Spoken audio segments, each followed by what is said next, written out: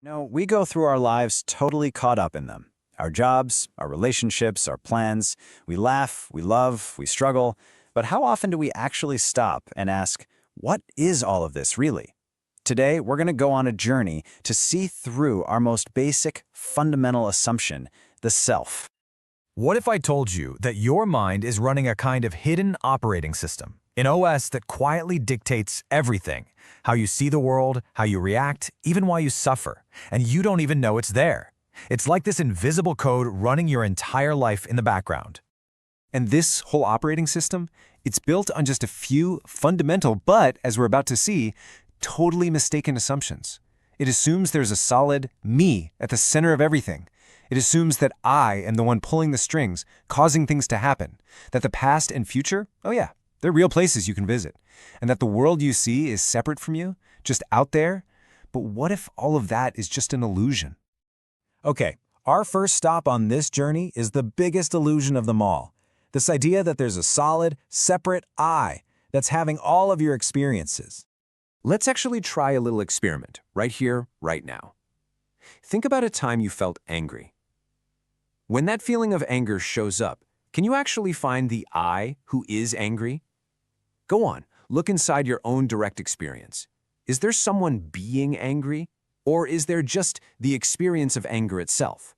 See, here's the kicker. The self isn't the one having the experience, it's just another experience that comes and goes. And what holds this feeling of a self together is this little mental habit we call identification. It's that tiny voice in your head that says, this is me, I am angry, this is my sadness. It's the mental glue that creates a center where, well, there really isn't one. Think of it like a rainbow. A rainbow is a very real experience, right? You can see it, it's beautiful, but if you try to go and touch it, to grab hold of it, there's nothing there. It has zero substance. The self is just like that. A very real feeling, a real experience that when you look for its solid core, just isn't there. All right, so this illusory self, it seems to exist on a timeline, right? A past and a future. But what if that timeline is just as much of an illusion? We spend so much of our lives haunted by the past or completely stressed out about the future. But think about it. Where do the past and future actually exist? The past is only ever a memory, which is a thought that's happening right now. And the future is just an anticipation, another thought happening right now. You're never suffering from a past event itself, you're suffering from the memory of it, which is always, always happening in this present moment. Here's a great way to think about it. Your mind is like a movie projector. The film strip of your so-called past and future flickers by so fast that we mistake it for this solid, continuous reality. But in truth, only one thing is ever real. The single frame being lit up right now.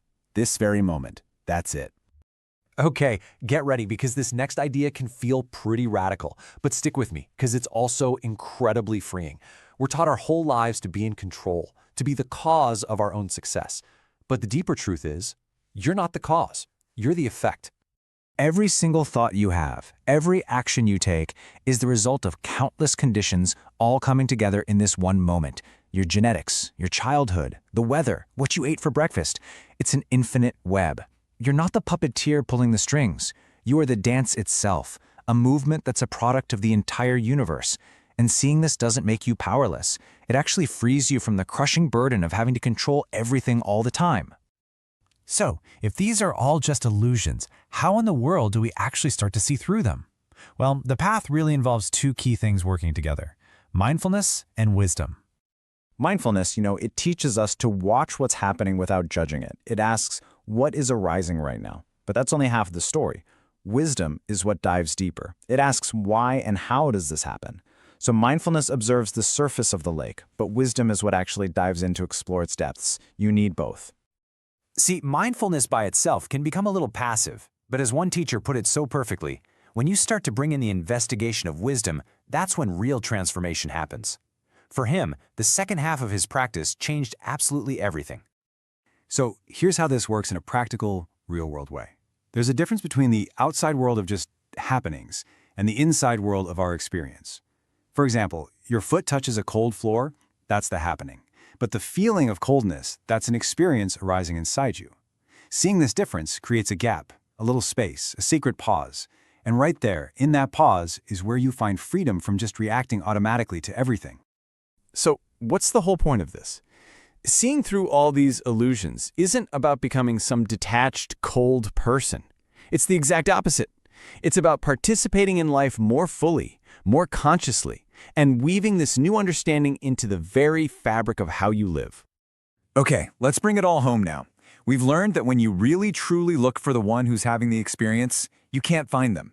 The first big truth is this: you are not the experiencer. We've also seen that you're part of this vast, interconnected dance of existence. So, the second truth is, you are not the sole cause. So, what's the ultimate realization? What's the big shift? It's this: your identity flips. You are not the person having the experience. You are the experiencing itself, the open, aware space in which all of life happens. You're like the sky that holds every cloud, every storm, but is never ever scarred by it.